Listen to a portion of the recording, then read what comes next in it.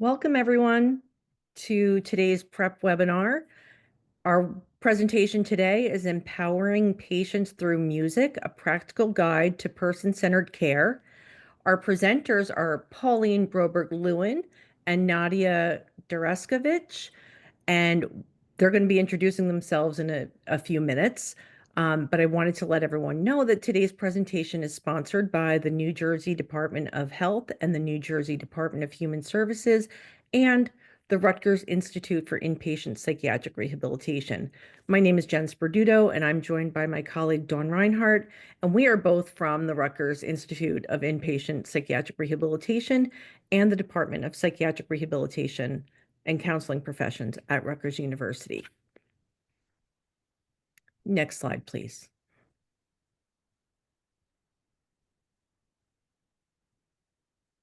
So welcome.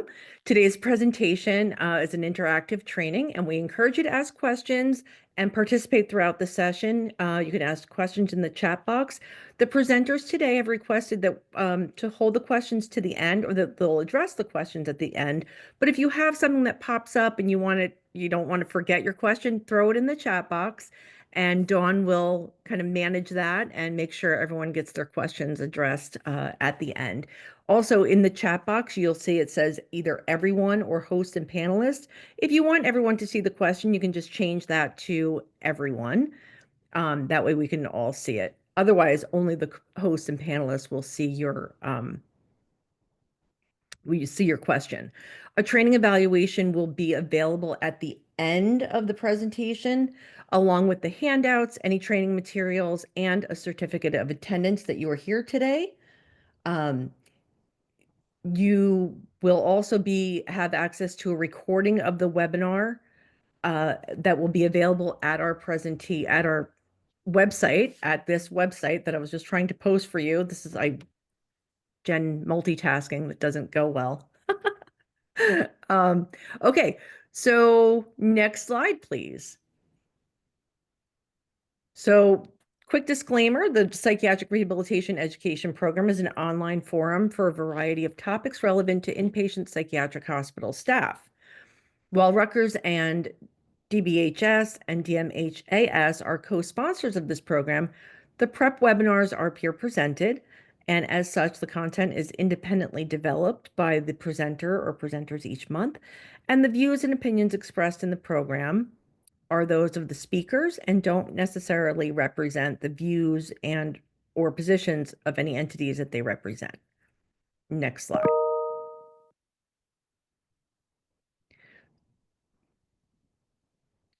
Please note that the webinar is being recorded, and I want to make sure that it actually is being recorded. Yes, it is. Okay.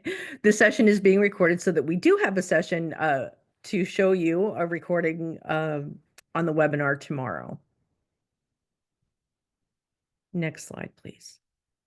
So before we get to our presentation today, we have a very special presentation to announce the winner of our IPPER Award. And for that, I just want to turn this over to Dawn, who's going to give a little bit of information about the award and announce our winner.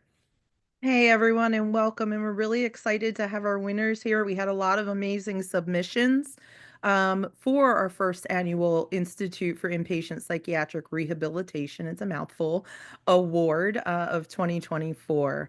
So this award, as you can see on the screen, is about celebrating innovative programs in inpatient settings that embody the goals, values, and principles of psychiatric rehabilitation. And as you all know, at the Institute, our main focus is really infusing psychiatric rehabilitation and a recovery spirit and evidence-based practices in the inpatient setting here in New Jersey and across the country.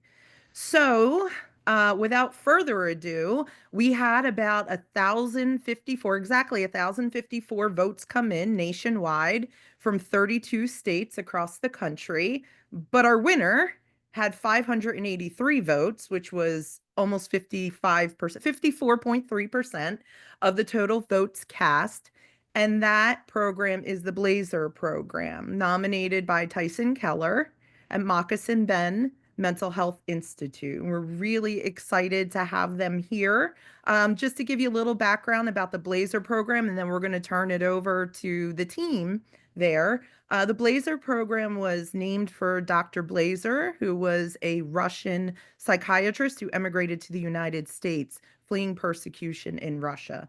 And the program is designed to engage with individuals who are staying for an extended period of time in an inpatient setting to help with rehabilitation, to get them discharge ready, and to maximize community integration, hopefully preventing rehospitalization. So, without further ado, I'd like to turn it over to Tyson Keller, who submitted the program, and his team to talk a little bit about it. And we're going to hear a lot more because we're hoping to have the team back in the future to perhaps do a prep webinar and introduce us all a little bit more to the Blazer program and kind of spread that innovative practice. So, Tyson? Just want to say thank you for nominating us, or thank you for liking us and everything like that for the award. We're truly happy here that we've gotten it. Just a little bit, here's the team, our hospital CEO is here, our director of program services is here, and this is the team that works directly with our patients on helping them achieve those goals and those vocational skills, so we don't have that whole cycle of kind of getting readmitted. I have Spring, John, Lisa. One of our other team members is off today. His name is Anthony. That's in that program too as well.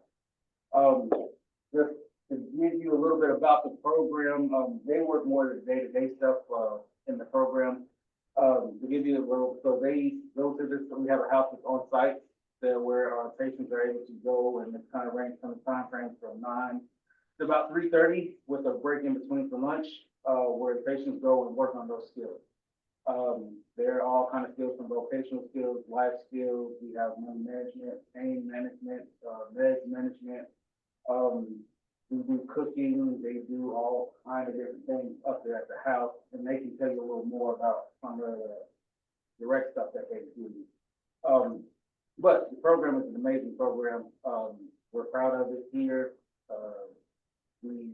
Like I said, we've had quite a few come through, almost maybe 40-some patients with like a 92% success rate with that program. So it's rare that we see a lot of patients that go through that program return to the hospital. And if they do, it's on maybe some basic stuff, maybe some med adjustment or something that's going on with that group home that they were currently at. I'm going to pass it to them a little bit so they can kind of give you a little bit about some of the day-to-day stuff that they do in the program wise with the patients in that program. Hello. Oh, hi. I guess I'm fine. In my opinion, probably the true magic of our program is we've always emphasized that it is their program.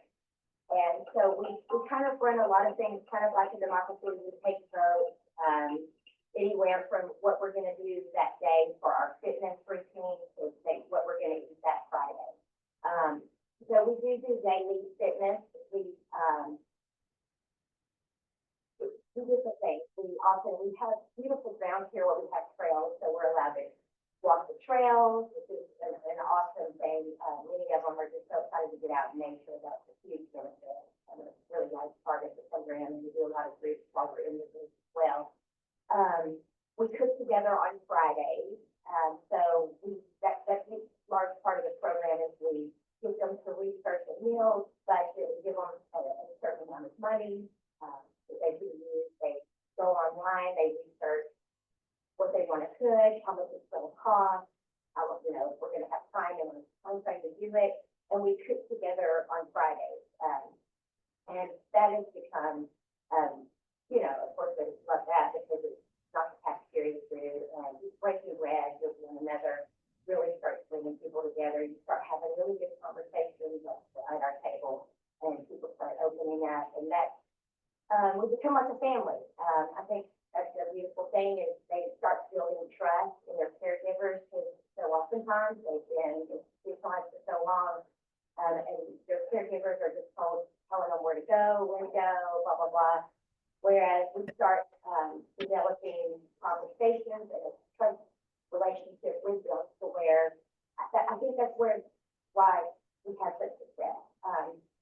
not, with lightweight patients. We're with people that have, for lack of a better term, maybe serious crimes, Right. have had a huge path in and out of the facility or have been in the facility for years at times.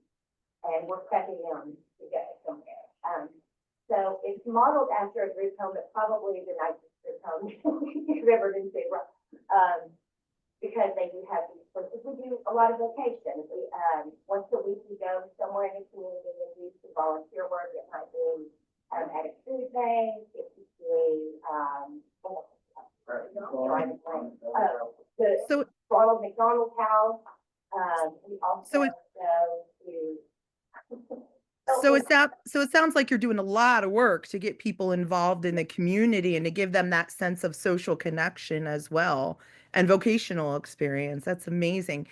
And I don't want to cut you all off, but I kind of have to in a way. We did want to hear a little bit from you all, and we do invite you back to present. We would love to hear you present. We also have to give enough time for our presentation this month, which is about music therapy. So we're going to move on to that, and we appreciate you all attending. We invite you to stay for the entire webinar, and we absolutely invite you back to share your wonderful program with the rest of the nation, so that hopefully we can see programs like this spread throughout our state hospital systems, because I truly believe that this is going to help with community reintegration in various states. So we thank you all very much for coming and attending and speaking to your program. Absolutely. And thank you, our friends in Tennessee. And Tyson, you'll be hearing from us so that we can set up a date for you and your team to come back and actually do the whole presentation, because it's really important work that you're all doing. And we're so glad that you could be here today. And congratulations on winning the first annual IPRA award. Thank you so much. Thank you. Okay, Nadya and Pauline, next slide, please. So at this point, I'm going to turn it over to Nadya and Pauline. They're going to do their own introductions and take it from here. And again, if you have any questions that you want to drop in the chat, feel free to do that.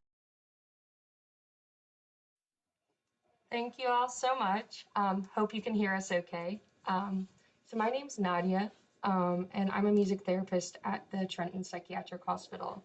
And I met Pauline during my music therapy internship at Holisticare Hospice in Pennsylvania. So at the end of my internship, I started to think about what I wanted to focus on for a final project, which led me to thinking about queer theory and its applications in music therapy, because it's something that was important to myself, but also to my music therapy practice. So I had this whole presentation and I presented it at conferences, and then I got to a point where I was like, okay, what do I want to do next? How can I expand upon this idea to other clinical groups and other radical theories? So that's when I talked to Pauline again, and I will hand it over to her to introduce herself. Hi, I'm Pauline Broberg-Lewin. I have a history in teaching, a history in social work, and I think when I look back on my life, that the most informative years of my life, even though I love music therapy and working with interns and all that good supervision stuff, were the years I traveled. When I graduated from university, I traveled for 8 years to developing and poorer countries. And the big takeaway from that travel was that everybody has a different way of looking at the world. And carrying that into my practice, Nadya and I talked a lot about person-centered care, and that's what brings us here today. We're very excited to really share with you something that we've thought a lot about, talked a lot about, and created a framework for. What does person-centered care look like in music therapy? Thank you and welcome to our talk. Woo!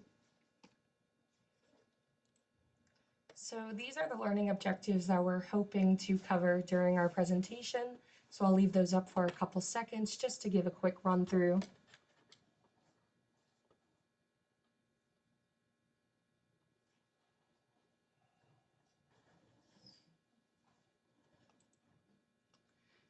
But first, before we get into anything, it's important to know what music therapy is. So the AMTA identifies our definition of music therapy, which is the professional organization we're a part of, as the clinical and evidence-based use of music interventions to accomplish individualized goals within a therapeutic relationship by a credentialed professional who has completed an approved music therapy program.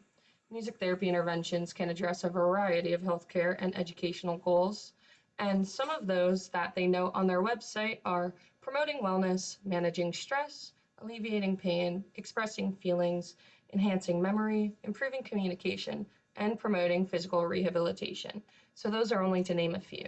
So music therapy can be used in a variety of settings. As I said, I'm at a psychiatric hospital and Pauline works in hospice, but you can also use it with kids in schools. You can use it at developmental facilities.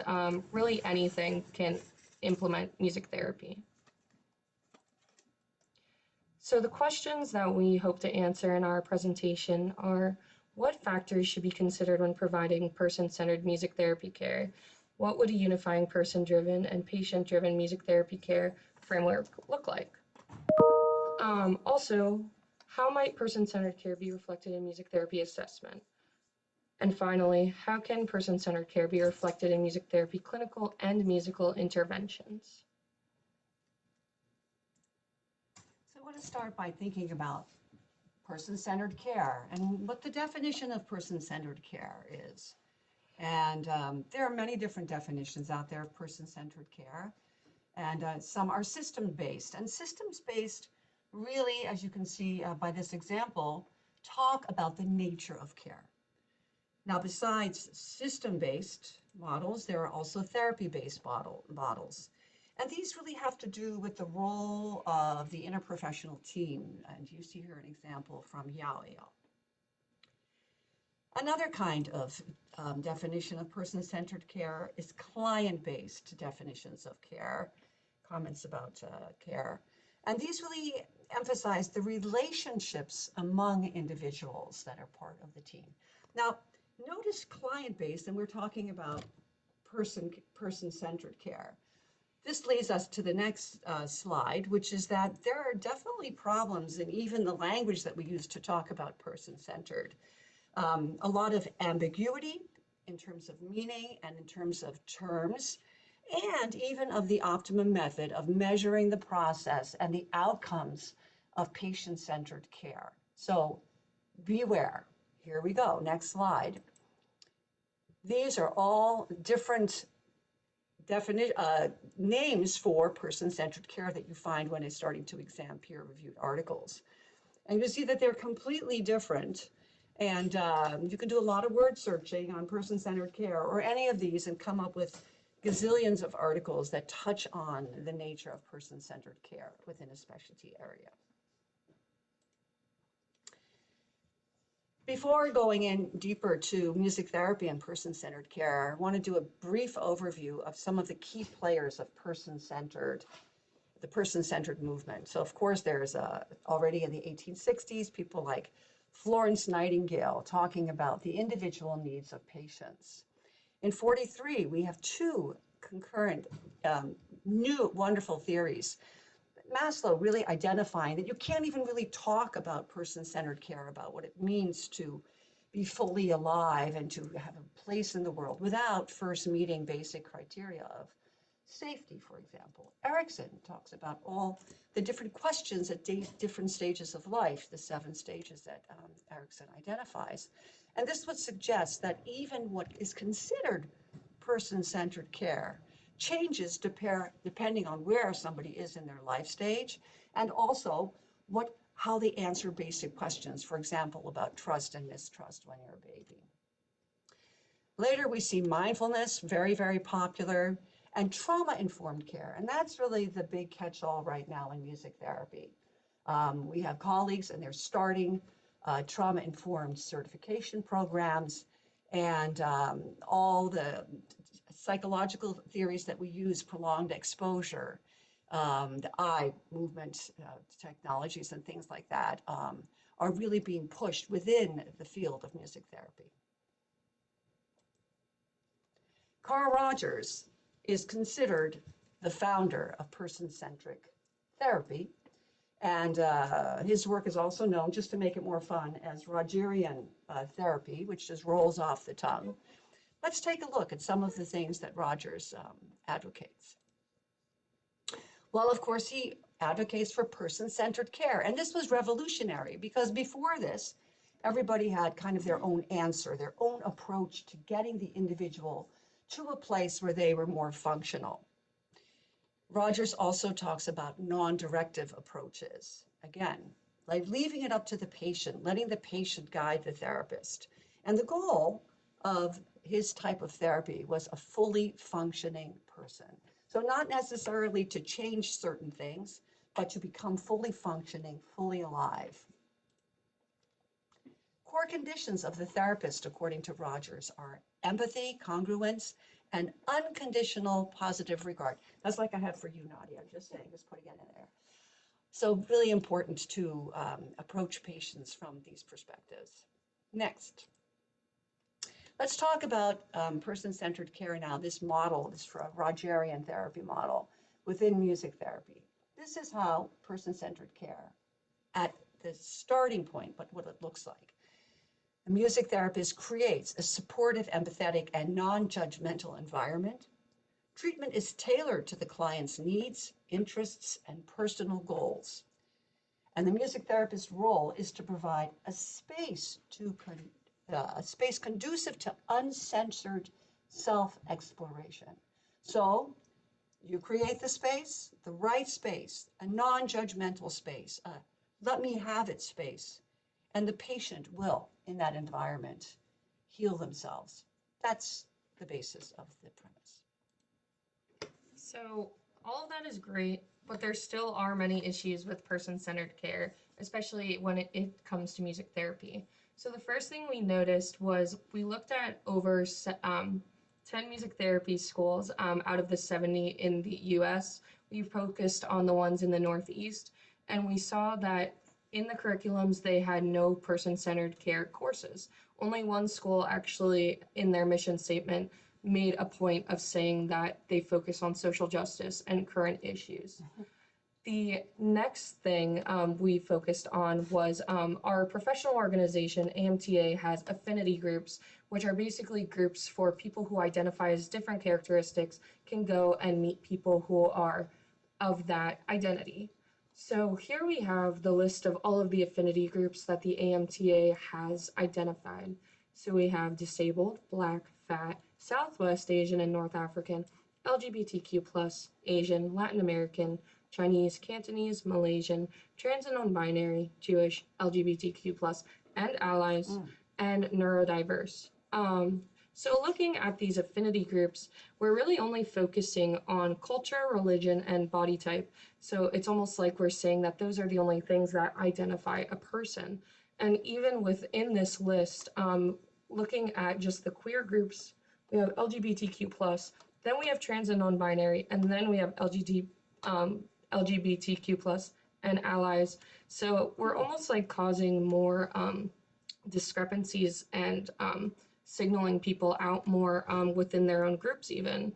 So are these affinity groups really helping, or are they making things worse? Next, when it comes to our recertifications and CMTEs, a music therapist, to maintain their board certification, have to keep going to ongoing education courses. And none of these courses are related to person-centered care. Zero. So something should change about that, which then leads to our specialty areas, which are basically courses that lead to an extra certification for a music therapist. So these are the ones that exist right now. You can read those, and I'm just going to highlight a few to give you a taste of what they're like. So we have the Bonney method of guided imagery in music. This method uses classical music to facilitate guided imagery and emotional exploration. Next, I'd like to highlight NICU music therapy, and this focuses on premature and medically fragile infants and how we can support them with music therapy. And lastly, we have spiritually integrated music therapy, which focuses on music to address spiritual needs, incorporating sacred songs, rituals, meditation, and improvisation. So looking at just those three types, we really don't have anything that focuses on person-centered care. which leads us to our question, what factors should be considered when providing person-centered music therapy care? Well, we're going to tell you. Here's the magic word, soulcraft. Soulcraft. So this is what we came up with. Soul, It's 2 words. it's two words, yes. So first we have the soul, which is what we are born into, and then next we have the craft, which is what we use to cope and thrive. So here's the breakdown of what each letter stands for. S is for status, O is for origin, U for upheaval, L for life, and then for craft we have C for culture, R for relationships, A for activities, F for feelings, and T for talent. That would be a problem for me, the talent one, I think. So, well, what I want to mention before we continue is that it took us a lot of time to come up with these magic words. And when we could divide it in a way that reflects what you're born into and what you kind of can use to become more functional, I think that was a shift in our way of looking at the whole question of person-centered care. Yeah. So we're very happy to share this with you for the first time, this framework for person-centered care. So looking at initial assessment, these are just some examples of questions that you could use in a music therapy session to learn more about the different aspects of your patients or clients. So these are only starting points and examples of initial assessment questions for each category. Obviously, there's more questions, and obviously depends on the vibe in the room for if you're going to ask these questions. So these are the first 4. These are pretty long questions. They are very long questions. I think yes. I'd break it up into smaller units at a certain point, yeah. And then next we have for craft.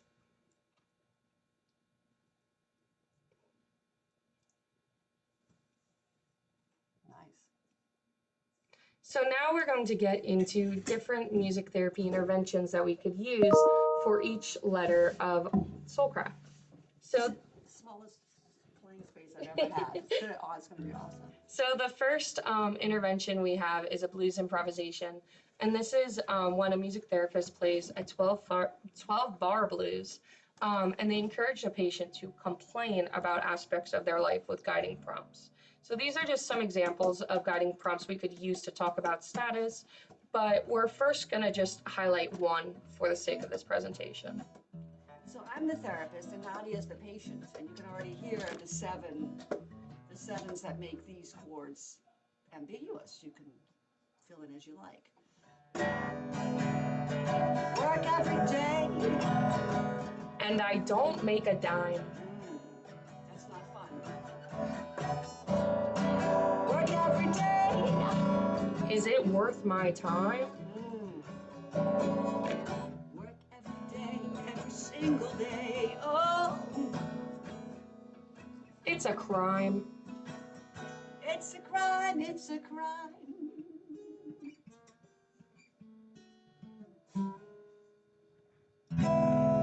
Woo! So that's an example of how you could use blues improvisation to just talk about different status topics. I want to mention that for that, the goddess in that type of work is Diane Austin. She works out of New York, and she's really accredited with psychodynamic music therapy as being the founder of that. Oh, let's talk now about origin. Very important. Socioeconomic class you're born into, and also your origin, and plays a huge role. So, as an example of this, I wanted to talk within the personal background, just in this just a piece of the language. So you have Chomsky from MIT who says, language, everybody has generative language. You think the same way. We may speak different languages, but basically the same thing is going on in the brain. And Shapiro-Whorf, they say, no. Your language determines your worldview, your sense of self, your personhood. And so I spent about 2 years in China years ago, and Chinese has things that we don't. One thing is tones. I love my ma is mother, first tone. Ah, I love my ma, horse, third tone. I love ma, means I love to swear. Do you like that? I'm just kidding. And I love ma, I love feeling numb. Another thing that Chinese has that we don't, which could shape our worldview, is characters. And you see here how, the word how, that A looks weird, but in any case, you see it's that how consists of a woman with a child. A woman with a child, definition of good. And you see that when you look at the characters. Tense, we have all these conjugations, but in Chinese you don't. You just say, I eat tomorrow, I eat today, I eat yesterday. And gender, she is ta and he is ta. So in a sentence, when you're speaking, you can't tell if it's male or female. I think that's very interesting. I'm going to give you an example of a song that I often play when people are dying. The last song, I don't want people to be traumatized by thinking, oh my goodness, the last song my mom heard was, you know, My Bonnie Lies Over the Ocean. This is Mei Hua Xiao Cao, is the name it. So it's a beautiful song. It's very Chinese. Look at those lyrics talking about, yeah, you know, you don't have any problems because everyone takes care of everything. So 没有花香，没有树高，是一棵无人知道的小草。I'm just a small piece, all of grass, all by myself here in this big field. And then it talks about all the things that support the individual. Forget the individual, embrace the universe. And I think that not only the words themselves, but how they appear, how they sound, how you would say them affects worldview. I'm not quite sure how, but I'm quite sure that it does. Next. So next for you, we have upheaval. Something that I use really frequently here at the hospital are lyric analyses. So these can be songs that are picked for different themes like strength, resilience, power, empowerment, etc. But basically, this is the music therapist mitigating the safe space by choosing the songs that they are bringing in that might have some difficult topics. But what this does is it offers the patient a space to bring up only what they feel comfortable talking about, because the music therapist is controlling the space with the music, but it could bring up any ideas to these patients about what they've gone through. So this is the song First Love Late Spring by Asian American artist Mitski. And these are some lyrics that I've brought in for sessions here. So something I might ask is, what line do you most resonate with? What lines don't you resonate with? Is there anything you would change about the song? And a lot of times I only have to ask one of these questions and the group just starts to talk back and forth with each other, and we start to have a really nice and fruitful conversation just based off of a song. Wonderful. Now let's talk about life experiences. Challenge. A lot of patients in hospice have challenges. And when we're doing bereavement songs with patients, we often take their biography and we condense it from 50 pages, that book that's being written by the dying person, to 20 pages to 10 to 5 to a song with just a few verses and a chorus. And an example of this is the song Never a Mistake. Let's take a closer look. This is a Hungarian man who's dying, and he's talking about chapters of his life. He grew up on a farm, then he worked for the priests, and then he ended up digging ditches for the communists, and then there was a revolution, and then he went to the Netherlands to get away, and he came to America, the land of Lucky Charms. I love that line. I think it's a great line. And you'll notice that worked into the song is Tanta Baby Tanta, which refers to his wife. That's a lullaby she sang to the children. And also Viagrum Viagrum, which is a national, I think Freddie Mercury call to honor the country. Never a mistake. Let's take a listen. I tended geese and pigs on a hillside farm. My pulley dog, my dearest friend, the world could do no harm. But fate intervened, and though just 11, was sent to eat with priests, miracles and heaven. And when 21, prison stole my life, digging ditches along the border, dreaming of my sleeping wife. Tanta baby tanta, tanta baby tanta, tanta baby tanta. Finally reunited, the revolution came. Blood in the streets, friends, enemies, I shot them. I went insane. Let's go to the next one. So see, I get to talk about culture, many different parts to culture, and reflection very important in that. I had an intern, he wrote a song called Triptych, which we're going to look at now, in which he talks about the demise of modern culture. Now let's just highlight here, we have individual music therapy, couples music therapy, families music therapy, community music therapy, and this intern comes up with this idea of societal music therapy. So there's a corner in a place called Lima, Pennsylvania, where 3 facilities are on each part of the intersection. There's Granite Run, which is a very nice, well-to-do facility. Fair Acres, which is a terrible state facility. And there's a correctional facility on that corner as well. And this song speaks to, as you see in the final chorus, the suffering of people in all these facilities. They all have the same problem. Let's take a listen, and we're going to start a ways into the song.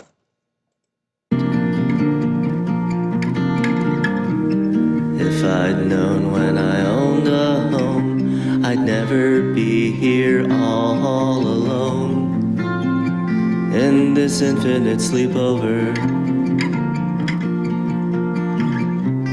Muscat Beach, linoleum floor, cable pundits, daytime shows. So let's take a look at our next example. So sometimes part of culture is self-care, self-reflection. And this is a song that I wrote about my experiences as a music therapist. The first part on the left talks all about the things that I hear from patients while they're dying, how silly they are. And in the second column, all things that people ask me to do. And sometimes I feel comfortable praying, sometimes I feel comfortable holding, and sometimes I don't. And yeah, I think self-care is really important. So let's just take a listen to some of this. If only my dog could get another me when I die. I hope my son becomes like me when I die. Maybe my wounds will heal and I'll have lovely, lovely skin when I die. When I die, when I die. If I could do things over, I'd never work a day in my life. I wonder if I'd been a plumber. Could I have fixed my mom's sink in my life? I'm so glad I won't have to deal with all the stuff that I bought in my life. My kids will have to deal with it. In my life, in my life. Great, let's go to the next one. Relationships, love, family, dynamics. One of the things that we do a lot in music therapy is we use heartbeat recordings. We make this with a very simple stethoscope, put it right to the heart, and use this as the beat of the song. And we use it a lot in other kind of clinical groups. Here at the hospital, we don't do that. But when it comes to hospice or even working with medically fragile children, this is a really powerful intervention. Absolutely. So let's take an example. Let's take a look at 2 examples: couples heartbeat and heartbeat meditation. So here we have 2 favorite songs, one of the dying wife and one of the husband, and the heartbeat.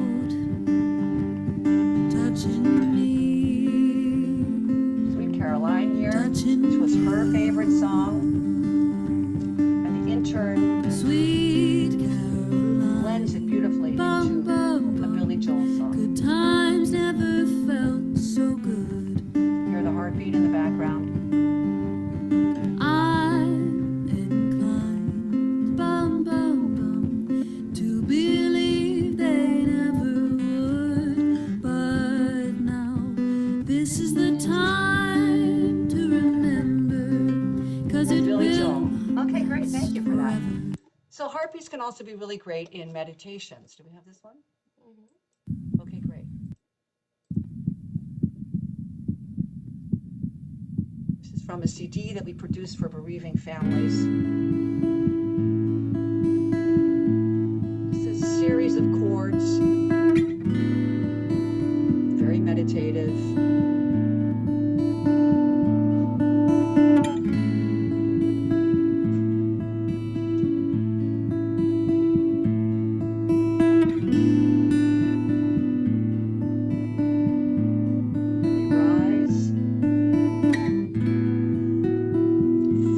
It has to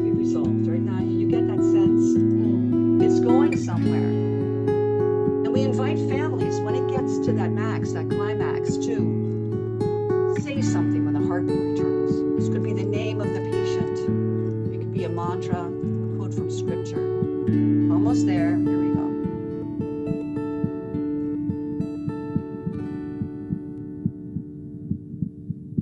Nadya. All right, you get the idea. All right. And finally, let's take a look at I Call Her Name. So relationships, family dynamics. This song was written by a man, George, with me, and he really had a hard time that his wife died. He felt guilty about things he hadn't done in their relationship. Let's take a listen. My name is George, and Matilda was my wife. She died when I was 52 in the prime of her life. First, I went to the movies. Sometimes I drink till 3. One night I realized, hey, she's here with me. I called her name. I was feeling so sad. I called her name. Then I didn't feel so bad. So the house moved to the sub. Okay, so he calls her name, and there's calling out during the name, Matilda! Beautiful, beautiful song to express what he was going through and how he copes with her death by calling her name when he feels bad about things he didn't do. Let's take a look at the next examples. So our next example is activities. How can we talk about hobbies, interests, etc. with our patients? So for the sake of time, we're not going to demonstrate this example, but I'll just give you a quick rundown of how this intervention could go. We're not going to do it? I'm so disappointed. It is 3:42, so we are not going to do okay. this.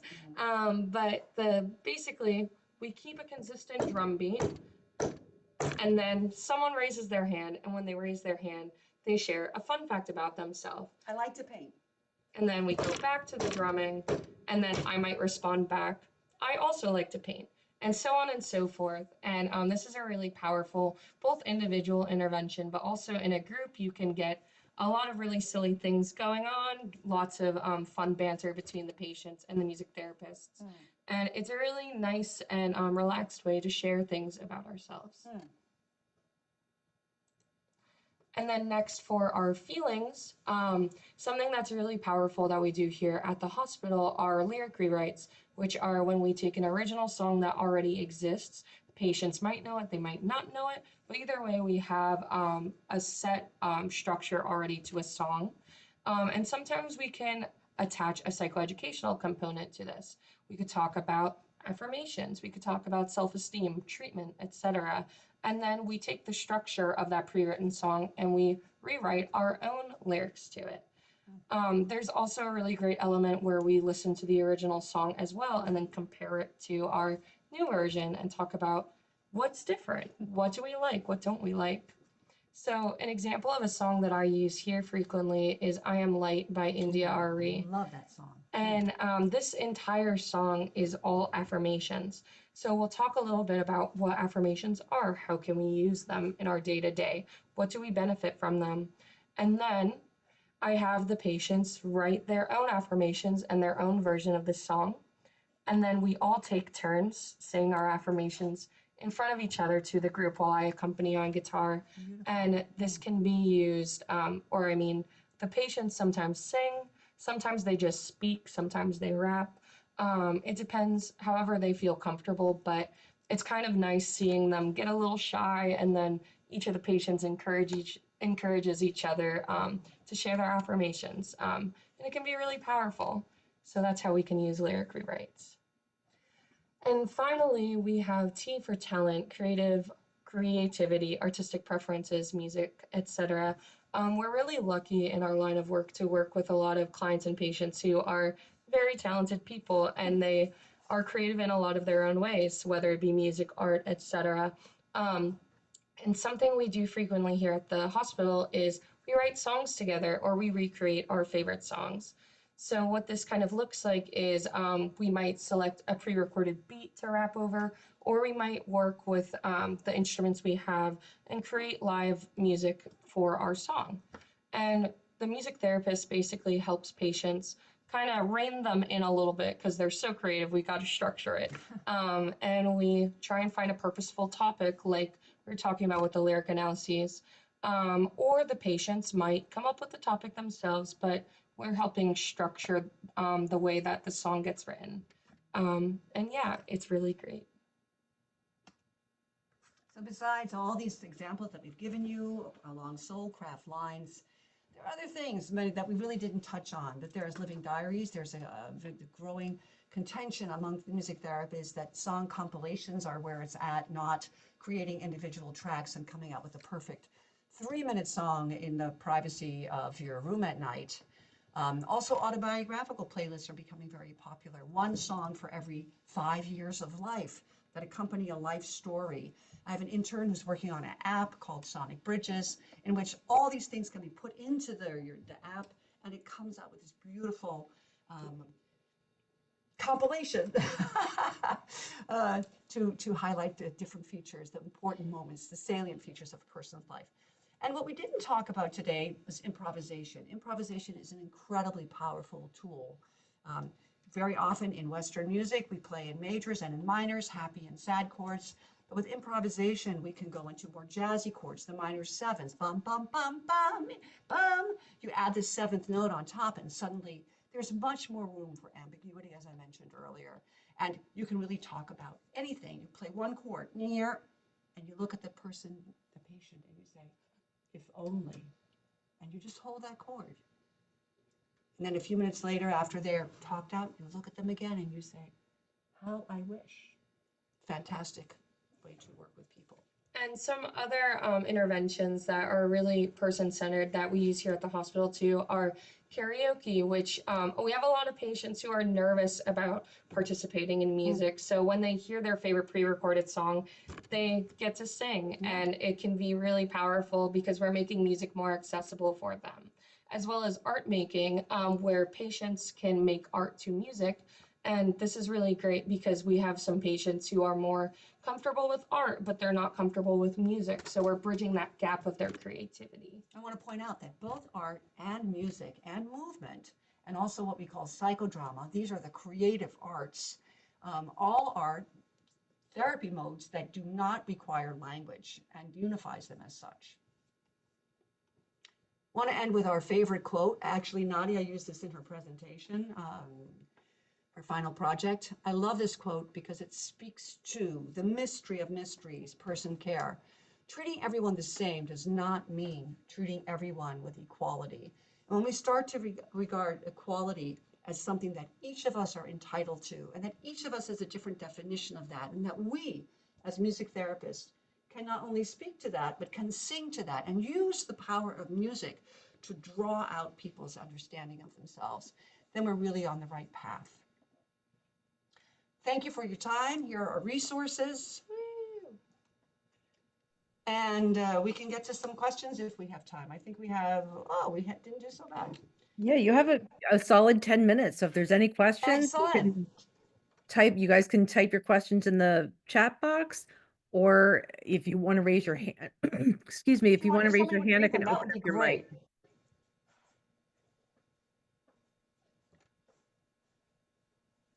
Does anyone read them? All right, Nadya's going to read them. Thank you. I'm glad you learned a lot. Right. I don't see any questions. I think we can go home. Well, I'm gonna add the training evaluation link into the chat box. That way, you can give us some feedback on the presentation as you guys are thinking of questions. I see some coming in. But also you can get the handouts of the training slides that Nadya and Pauline used today. So I did see a question come in. Can you guys see that one? Yes, so we have, how might I implement some of your ideas if I do not play an instrument? So really with person-centered care, we're just trying to make our practice more accessible. So we can use pre-recorded music. You can also use body percussion, literally just tapping, you know. Yep. So yeah, there's a lot of different ways you can implement without instruments. We also, a lot of our patients don't don't play instruments or have musical background. So often when playing for the dying, one thing that we do, which is not musical instrument playing at all, is we'll just breathe along with the patient. So I might sing, "Oh, Shenandoah, I long to see you," and now the patient breathes in. I use the patient's breathing as a metronome of sorts. And they breathe in, and I breathe in, right with them, in perfect sync. And they're not really singing, but it's a magic moment. Everybody at the deathbed is like, "Oh my goodness, did you see that?" And people become more aware of the person that's passing when they see this reflected by the music therapist. So you don't have to be musical in order to create a deep response, to get a really person-centered response from somebody that you're working with. I hope that answers your question. That reminds me of when kids do a band in school that they have to bring in some household object as an instrument, Yeah. or no one actually plays, but it's a spoon, it's a pot, it's a lid, it's a measuring cups, things that make noise can create music, and the beat and all the things that you just spoke about. That just popped in my head when So at the Children's Hospital in Philadelphia, as well as Shriners, where I both had the opportunity to work, we have a lot of kids who are really not happy that they're in the hospital, or having spinal surgery or whatever they're in for. It's definitely not like that here at TPH. Everyone loves that they're here. In any case, there's a lot of beating. We beat all the time, and we experiment different things that we can still beat. And just that act of them hitting something can be very, you think a gestalt or something like that can be very therapeutic in and of itself. What would you want to tell somebody? And the beat really lines up the brain. It primes the brain, according to neurologic music therapy, in order to make those connections. People who can't talk anymore, they can sing because of the beat of the song. And so we tap into those principles a lot when we're working with people. Non-musical. Any other questions?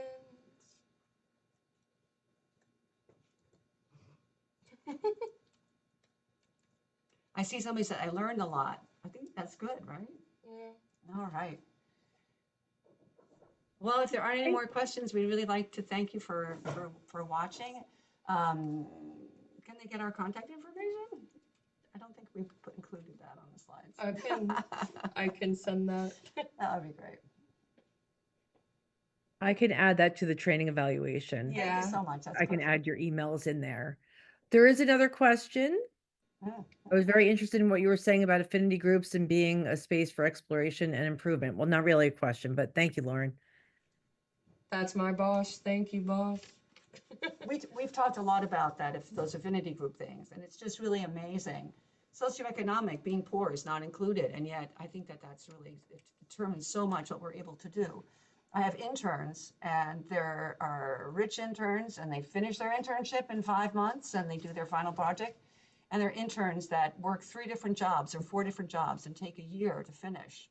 And that tells you something. Also, that stipend that we offer, it's just a few $1,000s. If you haven't got money and you haven't got a car, you can't do this amazing internship with Holisticare Hospice where I work.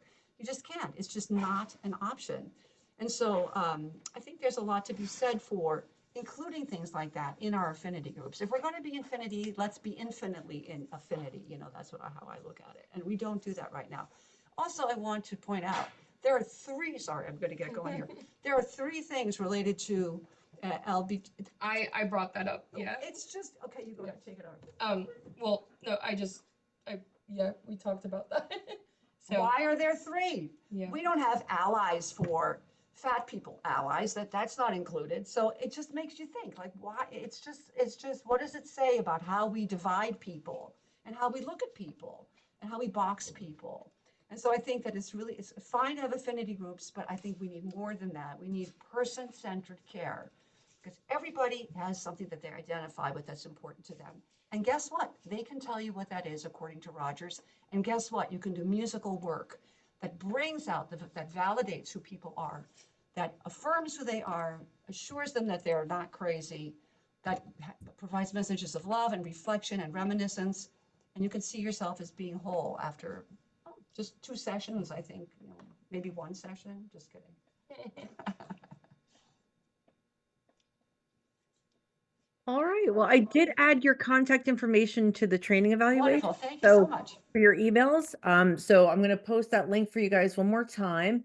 If you don't have a chance to fill that out today, we'll send out a follow-up email in the morning as we always do. And if you missed a part of this or would like to rewatch it, you'll have an opportunity to do that once the recording is up on the website. But I want to thank you, Nadya and Pauline, for being with us today and for such a unique and creative presentation. I think, it's a different perspective than some of the other presentations that we've had. So it was very, very cool. And I want to also thank our IPRA Award winners from Moccasin Bend in Tennessee. Yay. Congratulations again, and we'll hope to hear a little bit more from them soon in their own prep webinar. So stay tuned for some registration information from February for February's prep webinar. We have Dr. Kim Muser, who is the author of Illness Management, one of the authors of Illness Management Recovery, IMR.